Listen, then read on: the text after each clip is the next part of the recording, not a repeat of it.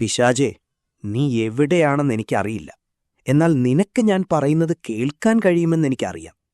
നീ എന്റെ മനസ്സിനെ വെച്ച് കളിച്ചു. കുറേ കാലമായി നിന്റെ ഇഷ്ടം പോലെ നീ കാര്യങ്ങൾ നടത്തി. ഇനി അത് നടക്കില്ല. നിന്റെ കളി കഴിഞ്ഞു. യേശുവാണ് ഈ ഭവനത്തിന്റെ നാഥൻ. അതിനർത്ഥം ഇനി നിനക്കിവിടെ യാതൊരു സ്ഥാനവുമില്ല എന്നാണ്.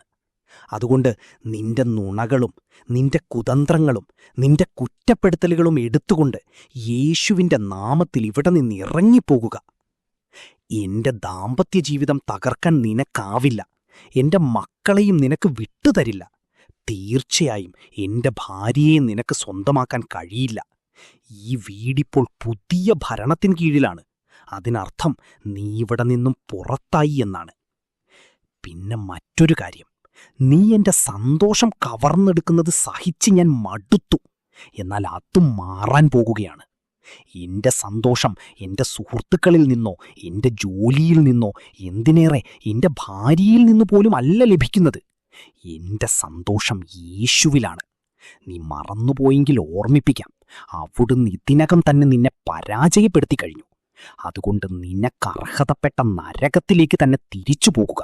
എന്റെ കുടുംബത്തെ വെറുതെ വിടുക.